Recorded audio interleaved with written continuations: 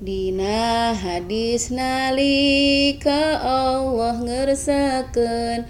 lebur kiamah teh gunung diratakeun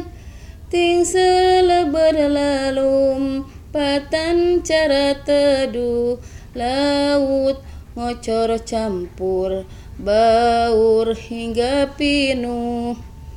banget jagad huru hara nu pohara ruwag riug bareuheudun ku tunggara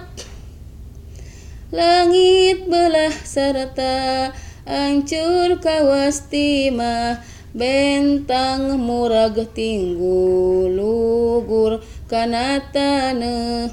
ahli langit ahli bumi kalalenger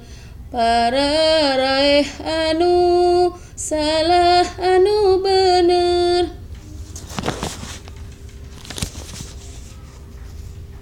bumi langit kosong eueuh anu ngeusi Allah ngadawuh ayyuhad dunya hina mana sobat-sobat maneh nu kabina mana anu ngahakan rizki aing naha lain taat ka kami silaing mana anu ngagunakeun nikmat kami kana migawe dosa di luhur bumi poe ieu saha anu ngarajaan eueuh hiji nu ngajawab jempe pisan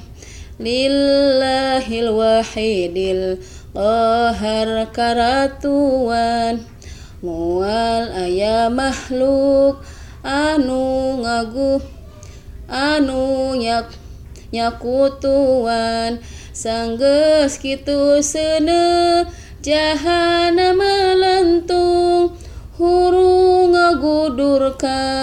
laut jeung ka gunung maka ilang cai laut jadi tuhur gunung lebur jiga baluting alaur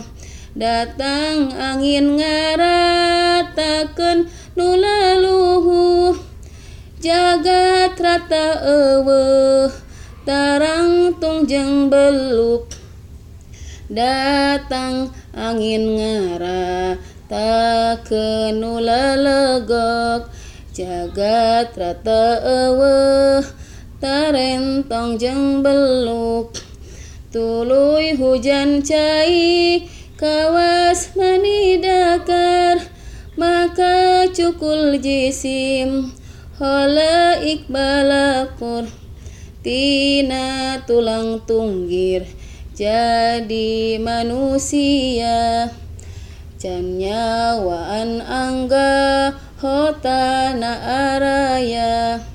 maka Allah ngabalikeun roh Israfil terus niup songsong nyawa bararijil kabeh pada hirup datang ke mahsyar